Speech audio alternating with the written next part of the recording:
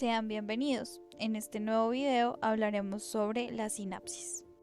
A continuación presentamos la tabla de contenido y los tópicos de los que hablaremos, iniciando por una pequeña introducción, luego pasaremos a hablar sobre potencial de membrana, seguido de potencial de acción y bomba sodio-potasio, para pasar a la teoría del todo o nada, sumación espacial y temporal, sinapsis y finalmente la conclusión. Introducción. El sistema nervioso es un mecanismo muy poderoso que nos permite funcionar y relacionarnos con el ambiente de manera adecuada, al ser responsable de una gran cantidad de tareas y acciones que a su vez requieren de diferentes componentes, entre los que se encuentran las neuronas, que podemos definir como la unidad funcional de todo el sistema, la cual se compone de soma o cuerpo celular que integra tres partes: núcleo, retículo endoplasmático y aparato de Golgi, y se encarga del metabolismo. Las dendritas, con estructura similar a la de las ramas, son responsables de la recepción. El axón, por su parte, se encarga de la conducción y se encuentra rodeado de vainas de mielina, producto de las células de Schwann, e intercaladas por los nodos de Ranvier que permiten mayor velocidad y calidad. Finalmente, los terminales sinápticos llevan a cabo la transmisión al permitir el contacto entre dos células nerviosas, lo que en conjunto permite generar señales eléctricas que conducen información a nivel macro, guiando la mayoría de procesos del cuerpo. Sin embargo, es de resaltar que este proceso no es nada simple, y por ello es necesario hablar de cada una de sus fases y componentes. Potencial de membrana. En primer lugar, tenemos el potencial de membrana, el cual podemos entender como la diferencia de potencia eléctrica que existe en ambos lados de una membrana y que permite separar dos soluciones de iones con concentraciones distintas. Cada célula del cuerpo humano está envuelta en una membrana que separa el medio interno y externo y los iones tanto positivos como negativos, los cuales no se distribuyen de la misma manera en cada lado de la membrana. Generalmente en el exterior de la célula hay mayor concentración de sodio, cloruro y calcio, y en el interior de potasio y aniones con aminoácidos y proteínas variables, existiendo una discrepancia de cargas, internamente un exceso de iones negativos con respecto al exterior.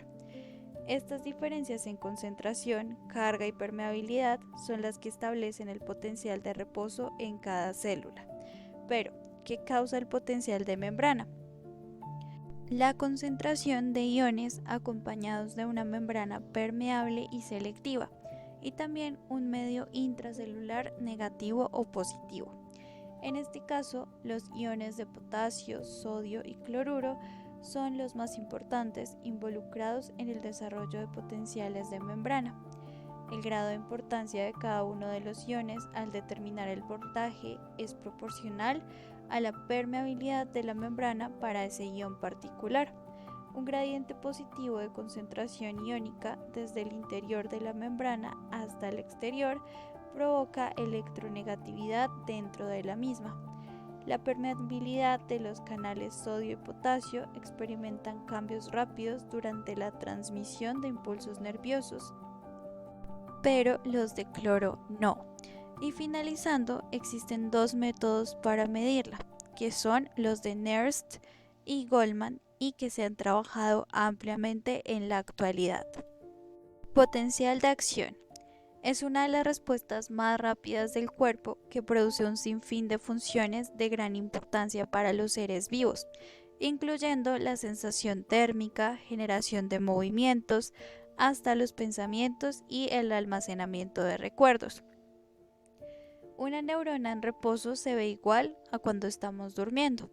Si la estimulamos con una cantidad pequeña de energía, apenas se activa, y cuando se desvanece regresa a su estado de reposo, contrario a lo que ocurre cuando se estimula con una gran cantidad de energía. Pasa a un estado activo enviando señales eléctricas a través de su axón para transmitir información a las células con las que se encuentra comunicada, siendo un proceso repetitivo, por lo que puede enviar datos de manera reiterativa. Estas respuestas son eléctricas, es decir, implican movimiento de cargas. Son el resultado de una serie de cambios estructurales ordenados en una de las proteínas denominadas canales iónicos dependientes de voltaje. Estos cambios hacen que la proteína pase de cerrado a abierto y luego a inactivo para regresar a cerrado nuevamente. Ante un estímulo, los canales de sodio pasan de cerrado a abierto rápidamente, dejando pasar su carga positiva al interior de la célula y así despolarizándola. Posteriormente, el canal de sodio se inactiva y ahora el canal de potasio pasa de cerrado a abierto, por lo que el potasio arrastra su carga positiva hacia el exterior, permitiendo la repolarización de la célula. Y este proceso se da hasta que se inactive, momento donde la célula regresa a su estado de reposo inicial, estando nuevamente disponible para producir un potencial de acción. Ahora, algunos términos importantes en este proceso para entenderlo mucho mejor. El umbral, referente al nivel de voltaje de membrana que debe alcanzar un estímulo para generar un potencial de acción, siendo una respuesta de todo o nada. Debe ser suficiente y adecuada para abrir los canales necesarios que permitan el ingreso de cargas significativas para abrir los canales de la membrana que despolarizan a la célula, pues en caso opuesto el potencial solo se modificará mínimamente al abrirse una cantidad diminuta de canales que no producirá suficiente corriente para abrir canales de sodio. Además, los mecanismos actuarán para devolver al potencial de membrana. Despolarización. Es cuando el voltaje es positivo y se da por el sodio. Espiga. Voltaje máximo que se alcanza con valores superiores a 0. Repolarización. Es cuando el voltaje de membrana se dirige hacia el que se encuentra en reposo. Es mediada por el potasio. Hiperpolarización. Voltaje de membrana llega a valores negativos por debajo del potencial, debido al largo tiempo que pasan los canales de potasio abiertos. Así pues, el potencial de acción se da en milisegundos y su rapidez permite la generación de respuestas inmediatas que son de gran importancia para el funcionamiento general del cuerpo y nuestra supervivencia. Bomba sodio-potasio o ATP-ASA. Esta se encuentra presente en casi todas las células y es primordial para el transporte primario del sodio y el potasio, tal y como lo dice su nombre. Pertenece a la subfamilia 2C, es de tipo P, es decir, se autofosforila durante su ciclo de bombeo y se divide en 3 subunidades con funciones específicas. Alfa transporta iones y da lugar a los cambios en el ciclo. También es donde se lleva a cabo la fosforilación. Beta se encarga de guiar a las proteínas desde el núcleo hacia la membrana. Y gamma es quien regula todo el proceso. En cada ciclo, la bomba puede desplazar 3 iones de sodio por cada 2 de potasio en contra de su gradiente de concentración por cada molécula de ATP hidrolizada. En el proceso activo que lleva a cabo la bomba se logra el transporte activo del sodio gracias a 2 estados que atraviesa la proteína. Primero, o de alta afinidad. La proteína es permeable hacia el lado con menor sodio, es decir, el intracelular. En este segmento, la proteína tiene unida una molécula de ATP.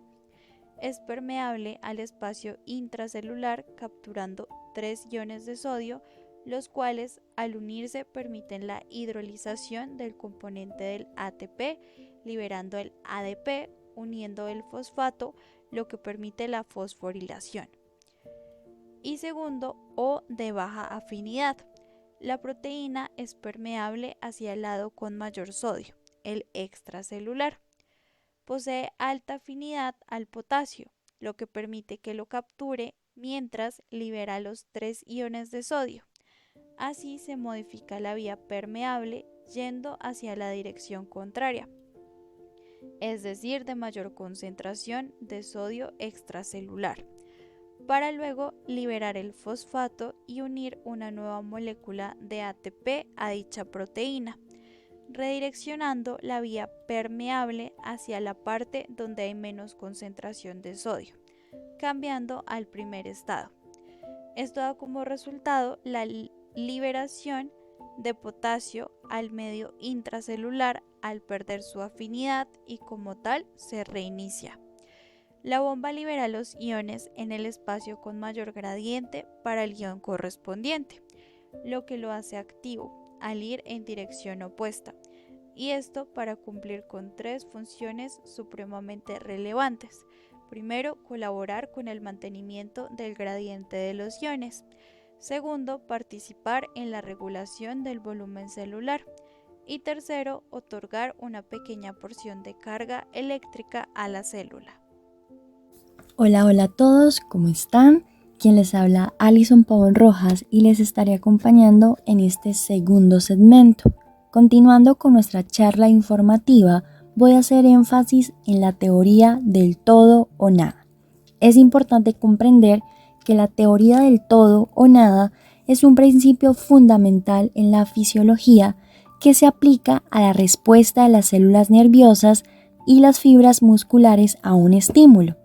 Esta teoría establece que una vez se alcanza un umbral de excitación específico, la célula responderá de manera completa, generando una respuesta completa o no responderá en absoluto.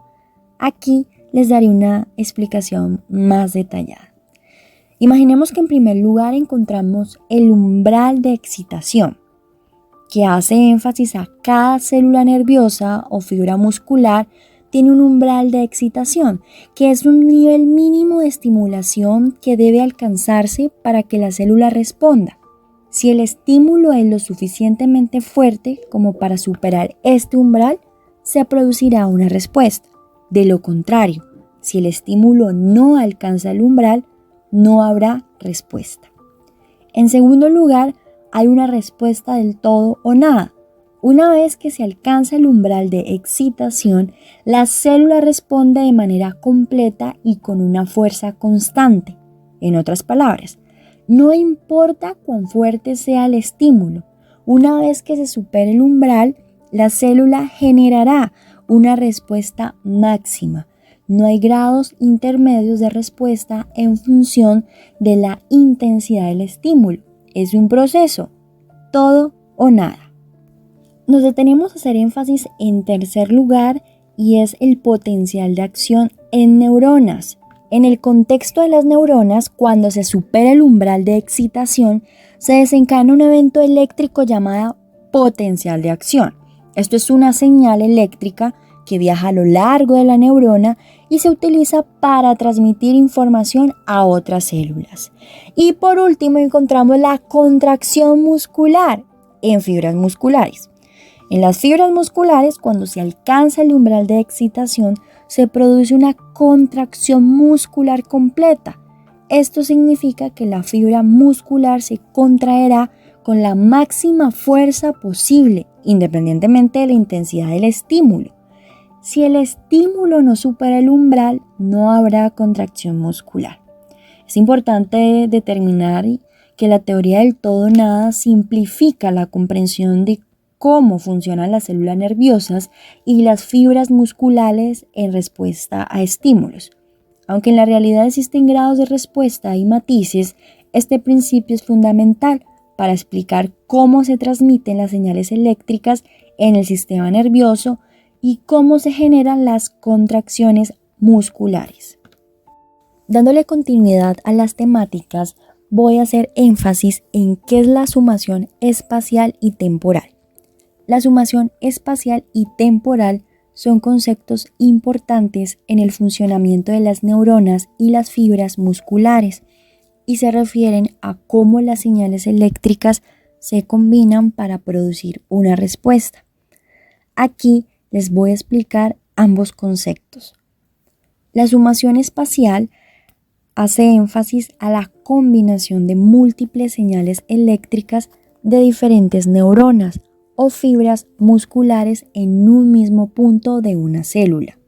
En este proceso, varias señales sinápticas o de entrada llegan a diferentes ubicaciones en una neurona o a diferentes puntos en una fibra muscular casi simultáneamente. Si las señales individuales no son lo suficientemente fuertes para alcanzar el umbral de excitación y desencadenar una respuesta, la sumación espacial puede hacer que en conjunto superen ese umbral. Es decir, que la suma de las señales pueden llevar a la generación de un potencial de acción en una neurona o a la contracción muscular si se alcanzan el umbral necesario. En segunda instancia está la sumación temporal. Dícese que la sumación temporal se refiere a la combinación de múltiples señales eléctricas que llegan al mismo punto de una célula en momentos diferentes. En este caso, una sola neurona o fibra muscular recibe señales en rápida sucesión, y si estas señales se acumulan lo suficientemente rápido, pueden desencadenar una respuesta. Cada señal individual puede ser subumbral, es decir, por debajo del umbral necesario para la respuesta, pero la acumulación de estas señales en un corto periodo de tiempo pueden llevar a la generación de un potencial de acción o a la contracción muscular. En resumen, la sumación espacial y temporal son mecanismos que permiten a las células nerviosas y musculares integrar múltiples señales eléctricas para determinar si se debe generar una respuesta. Estos procesos son fundamentales para la forma en que el sistema nervioso controla la información y la comunicación en el cuerpo, así como para la coordinación de las respuestas musculares en función de la entrada recibida. A continuación vamos a conocer más de fondo cómo se da el proceso de la sinapsis. Es importante destacar que la sinapsis es el proceso fundamental mediante el cual las neuronas se comunican entre sí y con otras células del cuerpo, como las células musculares o glandulares. Se producen las siguientes etapas. Primero está la generación de un potencial de acción, es decir, la comunicación sináptica comienza con la generación de un potencial de acción en una neurona presináptica. Este potencial de acción es una rápida y breve inversión en el voltaje a lo largo de la membrana celular de la neurona presináptica, que viaja a lo largo de su axón. Seguido a ello, llegada al terminal presináptico, es decir, que el potencial de acción viaja a lo largo del axón y llega al extremo de la neurona presináptica, que se conoce como el terminal presináptico o botón sináptico. En tercer lugar está la liberación de neurotransmisores. En el terminal presináptico, la llegada del potencial de acción desencadena la apertura de canales de calcio. La entrada de calcio provoca la fusión de vesículas llenas de neurotransmisores, sustancias químicas, con la membrana celular en el extremo de la neurona presináptica. Esto libera los neurotransmisores al espacio sináptico. Continuando, se encuentra con la difusión de neurotransmisores. Los neurotransmisores liberados se desplazan a través del espacio sináptico, la brecha entre la neurona presináptica y la neurona postsináptica, y se unen a receptores en la membrana de la neurona postsináptica. Una vez se realiza este proceso, se encuentra la respuesta en la neurona postsináptica, que es la unión de neurotransmisores a los receptores en la neurona postsináptica. Puede tener dos efectos principales. El principal es el excitatorio, puede causar una despolarización de la membrana postsináptica, lo que aumenta la probabilidad de que esta neurona genere un potencial de acción. 2. la inhibitorio, que puede causar una hiperpolarización de la membrana postsináptica, lo que disminuye la probabilidad de que se genere un potencial de acción. Y 3, integración. La neurona postsináptica integra las señales de todas las sinapsis en su membrana. Si la excitación supera un cierto umbral, se desencadenará un potencial de acción en la neurona postsináptica. Y finalmente, en cuarto lugar, está la transmisión de la señal. Si se genera un potencial de acción en la neurona postsináptica, este potencial de acción viajará a lo largo de su acción y se repetirá el proceso en la siguiente sinapsis, propagando así la señal a través del sistema nervioso. Finalmente, es importante destacar que la sinapsis es un proceso altamente regulado y esencial para la comunicación entre las neuronas y para la transmisión de información en el sistema nervioso. Las diferencias en los neurotransmisores liberados y los tipos de receptores en la neurona postsinápticas son cruciales para la diversidad de señales y funciones en el sistema nervioso. Es importante destacar que dentro del proceso de la sinapsis se encuentran dos tipologías. En primera instancia están las sinapsis químicas, haciendo énfasis que son bastante flexibles. Es decir, que si ya sabes acerca de los potenciales de acción, tal vez recuerdes que el potencial de acción es una respuesta de todo o nada. Es decir, o sucede con toda su fuerza o no sucede en lo absoluto. Ahora, la señalización sináptica, por lo contrario, es mucho más flexible. Por ejemplo, una neurona emisora puede subir o bajar la cantidad de neurotransmisor que libera en respuesta a la llegada de un potencial de acción. Del mismo modo, una célula receptora puede alterar el número de receptores que pone en su membrana y la facilidad con que responde a la activación de los receptores. Estos cambios pueden fortalecer o debilitar la comunicación en una sinapsis particular.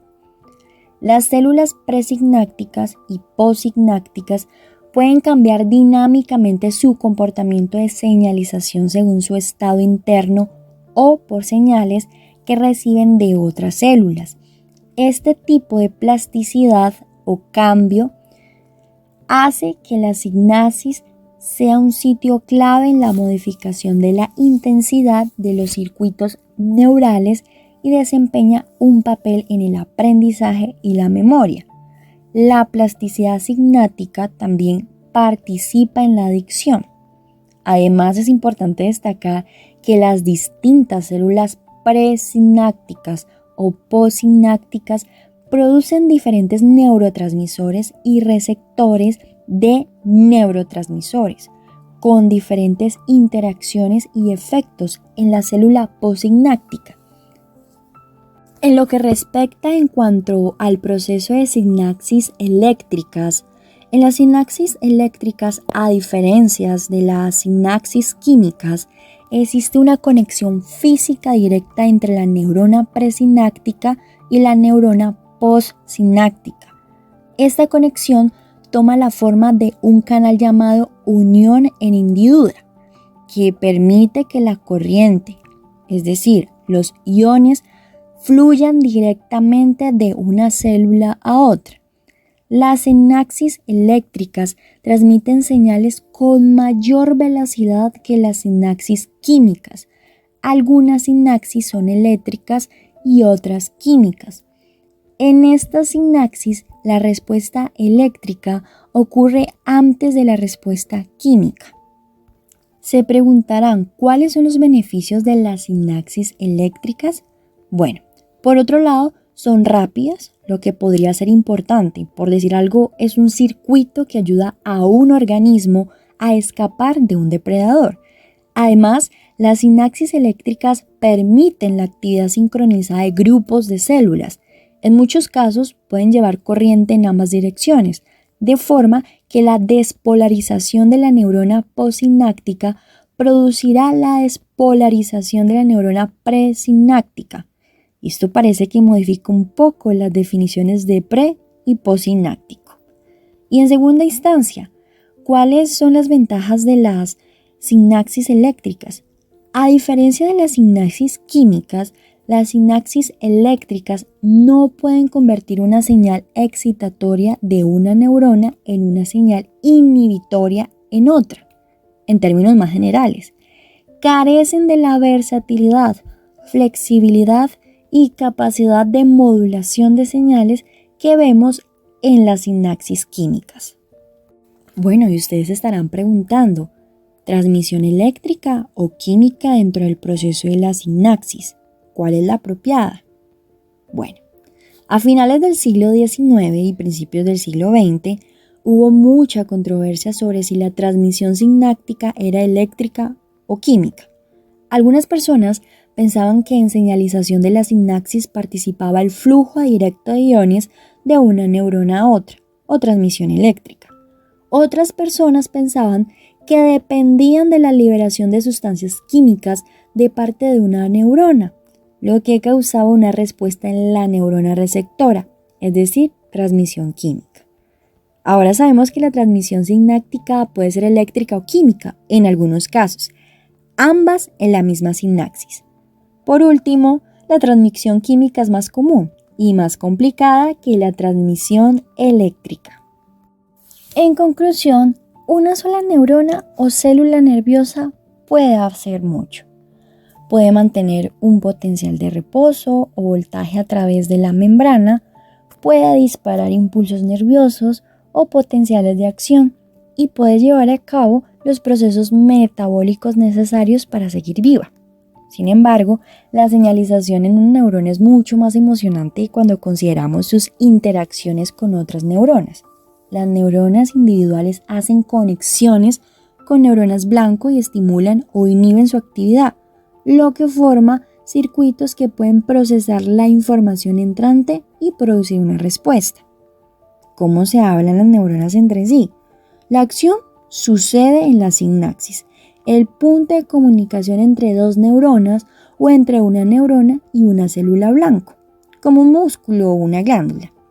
En la sinapsis, el disparo de un potencial de acción en una neurona, la neurona presináptica o emisora, provoca la transmisión de una señal a otra neurona, la neurona postsináptica o receptora, lo que aumenta o disminuye la probabilidad de que la neurona postsináptica dispare su propio potencial de acción.